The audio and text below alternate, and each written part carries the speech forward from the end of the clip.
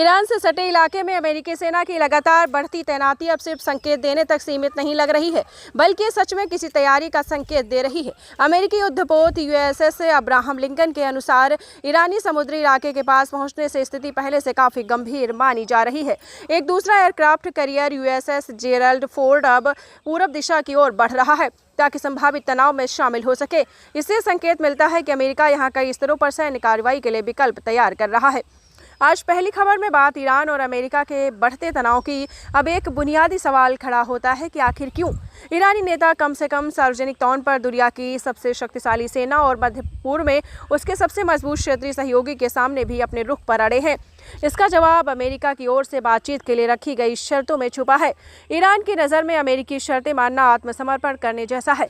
अमेरिकी शर्तों में यूरेनियम इनरिचमेंट को खत्म करना और बैलिस्टिक मिसाइलों की मारक क्षमता को इतनी कम करना व इजराइल के लिए खतरा न रहे। ईरान की नज़र में अमेरिकी शर्तें मानना आत्मसमर्पण करने जैसा है। अमेरिकी शर्तों में यूरेनियम इनरिचमेंट को खत्म करना और बैलिस्टिक मिसाइलों की मारक क्षमता को इतनी कम करना है कि इजराइल के लिए कोई खतरा न हो। इसके अलावा कई और शर्तें भी हैं, जैसे पूरे क्षेत्र में सशक्त समूहों का समर्थन रोकना और ईरान को अपने नागरिकों के साथ व्यवहार में बदलाव करना भी शामिल है।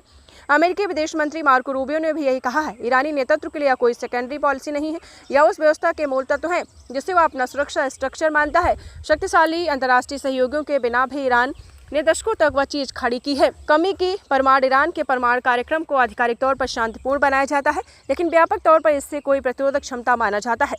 आपको बताते चले, लगातार अगर खामियों में ही जाते हैं तो इसमें न केवल 3 दशकों से अधिक समय से चला आ रहा उनका शासन समाप्त होगा, बल्कि एक नाजुक क्षण में उत्तराधिकार की प्रक्रिया भी अस्थिर हो जाएगी।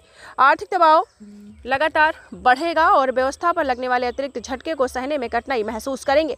तेल निर्यात में बच्चा हमसे परेशान हो चुका है। देश के लोगों के गुस्से को और बढ़ा सकता है। लोगों के गुस्से में लगातार तनाव की बढ़ोतरी और उम्मीद के खिलाफ नतीजों की वजह से तैयार करते हैं। पिछली बार इसराइल के 7-12 दिनों के युद्ध में ईरान की कमान संरचना और सैन्य इंफ्रास्ट्रक्चर की कमियों को उजागर कर दिया गया। साथ ही इस तरीके के सबक भी दिए गए कि हमलों को कैसे सहना है, साथ ही दबाव में कैसे जवाब देना है। बहुत सारी चीजें शामिल हैं। एक व्यापक टकराव में दोनों पक्षों के लिए ऐसे नतीजे लेकर आ सकता है जिसकी शायद उम्मीद दोनों पक्ष ना करें। अमेरिका की शर्तें स्वीकार करना शासन की प्रतिरोधक रणनीति को खोखला करने का जोखिम है। उन्हें ठुकराया ऐसे समय में टकराव की स्थिति बढ़ाता है। अंदरूनी हालत पहले ही नाजुक है। इस टकराव को रोकने 2 तरीके से देख सकते हैं। उनके हिसाब से सबसे खराब विकल्प रणनीतिक समर्पण होगा और सबसे कम खराब विकल्प होगा एक सीमित और नियंत्रित हो सकते हैं युद्ध। पढ़ते रहिए fight against criminal daily newspaper.